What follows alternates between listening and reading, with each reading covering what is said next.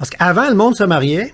Il y avait des jobs, il y avait des fonds de pension. Ils survivaient ensemble. Oui. Ils survivaient Puis ensemble. à la fin, c'était de même ça se plaçait. Là, mais là, à cette heure, juste avec la quantité de monde à côté, on parlait comme les vieux, ça marche plus pareil. Là. Hey, le pire, c'est les familles reconstituées avec un nouvel enfant. Ça, je vais donner un exemple dans le livre.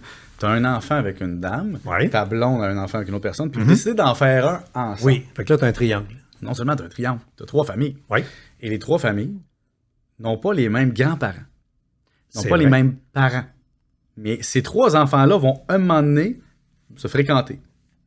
Donc, tu as le couple A que la grand-mère était millionnaire qui est décédée, elle a toutes légué à sa fille et sa petite-fille, mais elle est mère d'un de tes enfants.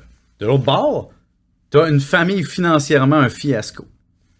Puis tu as dans le milieu l'enfant qui est né de 2 parents qui survivent là-dedans, mais ils ont des pensions à payer là, mais ils reçoivent rien de l'autre bord. Parce que, et finalement, ça finit par faire que tu as 3-4 enfants qui vivent ensemble et qui n'ont pas la même vie pantoute.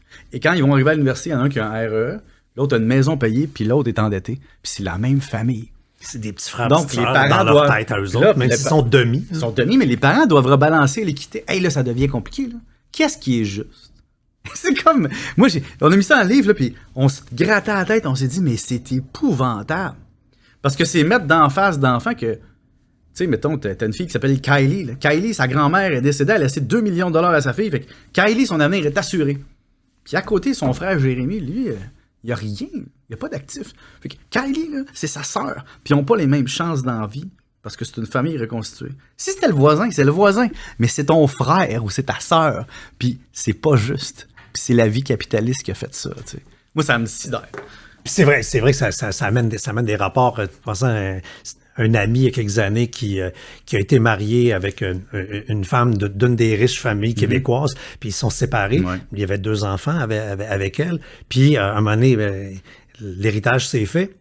Mon ami, lui, qui était un gars de classe moyenne. Il est devenu plus pauvre que ses enfants. Ben, c'est ce qu'il me disait. Il disait, mes enfants qui ont 10 ans sont multimillionnaires.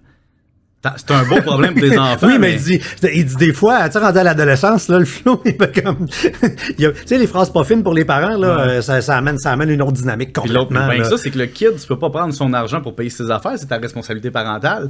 Donc, tant qu'il est pas autonome financièrement, qu'il quitte la maison, faut que tu payes pour lui. Mais lui, il y a 10 millions qu'il attend, là.